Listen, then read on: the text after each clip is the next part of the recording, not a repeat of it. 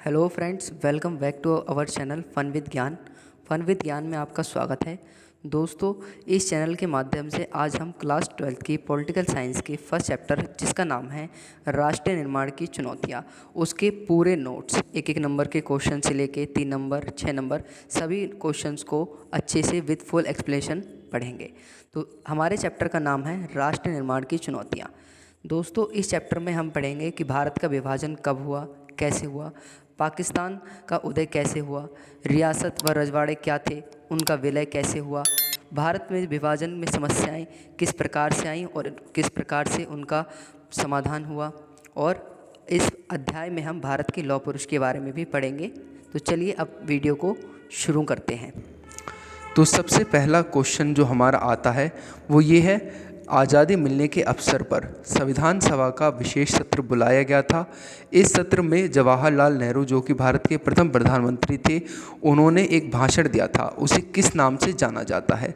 तो इस भाषण को भाग्यवधू से चिर प्रतीक्षित भेंट या फिर ट्रिस्ट विद डेस्टिनी के नाम से जाना जाता है। ये एक बहुत ही इंपॉर्टेंट क्वेश्चन है। इसके बाद में जो हमारा दूसरा क्वेश्चन है वो है, आज़ादी के बाद ऐसी कौन सी दो बातें थी जिन पर सब लोग सहमत थे, सारे पक्ष विपक्ष सभी लोग सहमत थे? तो प्रथम यह थी कि आज़ादी के पश्चात देश का शासन जो है वो लोकतांत्रिक सरकार के जरिए चलाया जाएगा। दूसरी बात ये थी कि सरकार हिंदुस्तान के प्रत्येक नागरिक के भले के लिए काम करेगी। इस शासन में गरीबों और कमज़ोरों का विशेष ख्याल रखा जाएगा। इसके बाद में जो हमारा अगला क्वेश्चन है वो ये है, किस वर्ष को अभूतपूर्व हिंसा तथा विस्थापन की त्रासदी यानी कि मुसीबत का वर्ष कहा जाता है? तो सन 1947 को, जिस वर्ष भारत आज़ाद हुआ था। इसके बाद में जो अगला क्वेश्चन है वो ये है, आज़ादी के तुरंत पश्चात कौन सी चुनौती भारत के लिए सबसे प्रमुख थी? तो वो चुनौती थी राष्ट्र निर्माण की चुनौती। इसके बाद में जो अगला क्वेश्चन है वो है, भारत और पाकिस्तान का जन्म कब हुआ? 14-15 अगस्त की मध्य रात्रि 1947 को भारत पाकिस्तान का जन्म हुआ। 1947 15 अगस्त से पहले ये दोनों एक ही राष्ट्र थे। इसके बाद में जो हमारा अगला क्वेश्चन है वो ये है, विभाजन के कारण ब्रिटिश इंडिया को किन दो राष्ट्रों के रूप में विभाजित किया गया था? भारत और पाकिस्तान के नाम के दो राष्ट्रों के रूप में विभाजित किया गया था। इसके बाद में जो नेक्स्ट क्वेश्चन है वो है, पश्चिमोत्तर सीमा प्रांत के निर्विवाद नेता खान अब्दुल गफ्फार खान, खान अब्दुल गफ्फार खान की प्रसिद्धि किस नाम से थी? ये बहुत इंपॉर्टेंट है। तो खान अब्दुल गफ्फार खान को सीमांत गांधी के नाम से जाना जाता था। इसके बाद में जो अगला क्वेश्चन है वो ये है कि रजवाड़ों के शासकों को मनाने समझाने में भारत के किस नेता की ऐतिहासिक भूमिका रही थी? तो वो थे सरदार वल्लभ भाई पटेल, जिन्हें भारत का लौह पुरुष कहा जाता है, the iron man of India. इसके बाद में जो नेक्स्ट हमारा क्वेश्चन है वो ये है कि स्वतंत्रता के समय जब भारत आज़ाद हो रहा था तो भारत में रजवाड़ों की संख्या कितनी थी? तो उस समय भारत में कुल जो रजवाड़ों की संख्या थी वो 565 यानी कि 565 रजवाड़े उस समय थे। इसके बाद में जो हमारा अगला क्वेश्चन है वो ये है कि द्विराष्ट्रीय सिद्धांत किस पार्टी का सिद्धांत था? तो द्विराष्ट्रीय सिद्धांत जो था वो मुस्लिम लीग का सिद्धांत था। इसके बाद में जो अगला शासन है ये काफ़ी इम्पोर्टेंट है। हैदराबाद के शासक को क्या कहा जाता है? हैदराबाद के शासक को निज़ाम कहा जाता था।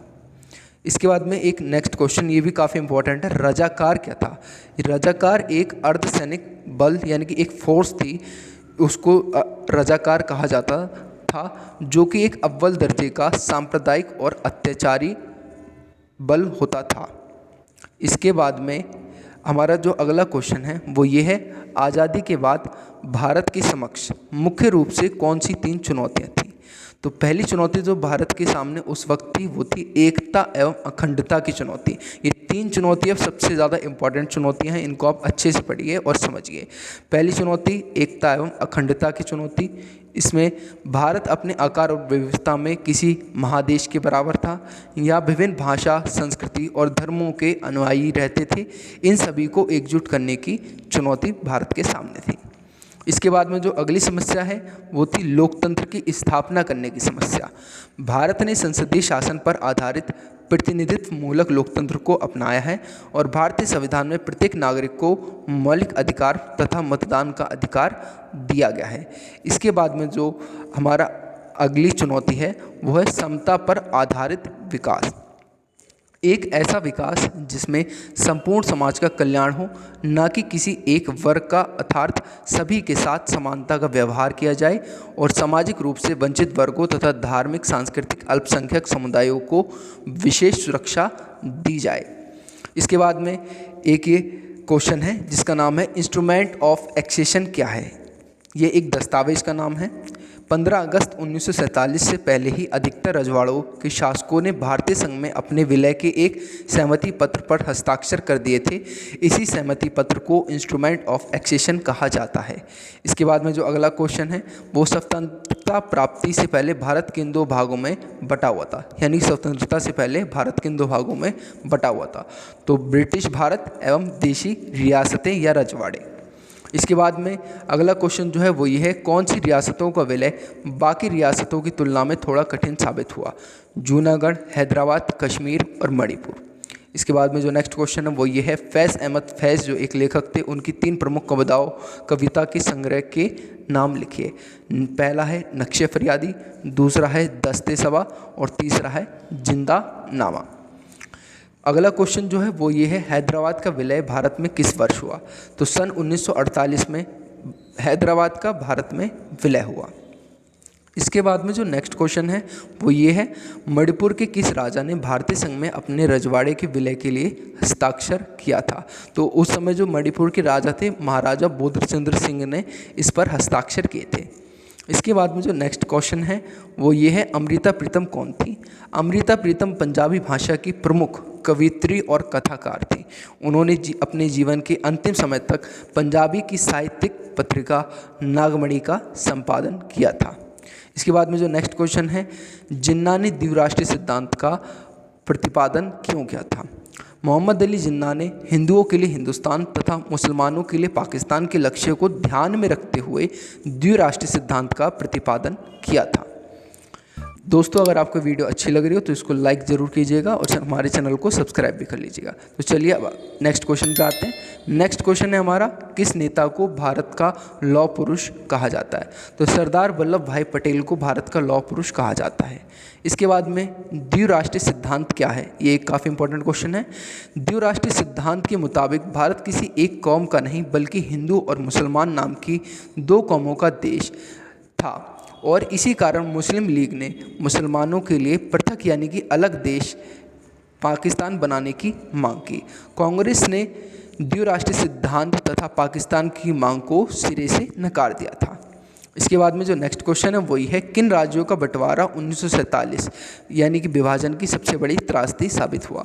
पंजाब और बंगाल का। नेक्स्ट क्वेश्चन, मुस्लिम लीग का गठन क्यों हुआ था। मुस्लिम लीग का गठन मुख्य रूप से औपनिवेशिक भारत में मुसलमानों के हितों की रक्षा के लिए किया गया था। मुस्लिम लीग मुसलमानों के लिए पृथक यानी कि अलग राष्ट्र की मांग करने के एतबार से अग्रणी थी।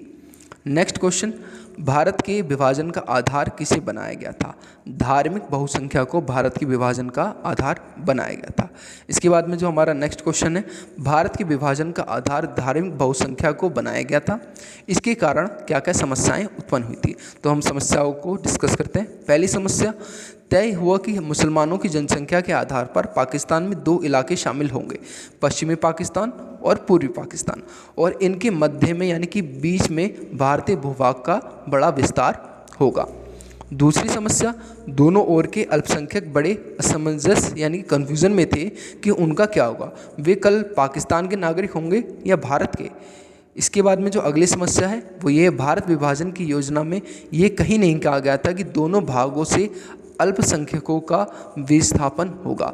इस कारण विभाजन से पहले ही दोनों देशों के बंटने वाले इलाकों में हिंदू मुस्लिम दंगे भड़क उठे थे। इसके बाद में जो अगली समस्या थी वो ये थी कि पश्चिमी पाकिस्तान में रहने वाले अल्पसंख्यक गैर मुस्लिम लोगों को अपना घर बार ज़मीन जायदाद छोड़कर अपनी जान बचाने के लिए वहाँ से पूर्वी पंजाब या भारत आना पड़ा और इसी प्रकार मुसलमानों को पाकिस्तान जाना पड़ा। अगली समस्या, मुस्लिम बहुल प्रत्येक इलाका पाकिस्तान में जाने को राजी नहीं था। पश्चिमोत्तर सीमा प्रांत के नेता खान अब्दुल गफ्फार खान, जिन्हें सीमांत गांधी के नाम से जाना जाता है, वह द्विराष्ट्रीय सिद्धांत के एकदम खिलाफ थे। ब्रिटिश इंडिया के मुस्लिम बहुल प्रांत पंजाब और बंगाल में अनेक हिस्से बहुसंख्यक और मुस्लिम आबादी वाले थे। ऐसे में इन प्रांतों का बंटवारा अधिक धार्मिक बहुसंख्या के आधार पर जिले या उससे निचले स्तर के प्रशासनिक हलके को आधार बनाकर किया गया। इसके बाद में जो अगली समस्या थी वो ये है, विभाजन की प्रक्रिया में भारत की भूमि का ही बंटवारा नहीं हुआ था, केवल भारत की संपदा का भी बंटवारा हुआ था। इसके बाद में जो अगली समस्या है वो ये है, आज़ादी एवं विभाजन के कारण भारत को विरासत के रूप में शरणार्थियों के पुनर्वास की समस्या मिली। लोगों के पुनर्वास को बड़े ही संयम ढंग से व्यवहारिक रूप प्रदान किया गया। शरणार्थियों के पुनर्वास के लिए सर्वप्रथम एक पुनर्वास मंत्रालय बनाकर इस समस्या का निदान किया गया। हमने इस चैप्टर के केवल आधे ही नोट्स डिस्कस करें, बाकी के आधे नोट्स हम सेकंड पार्ट में डिस्कस करेंगे। Thank you.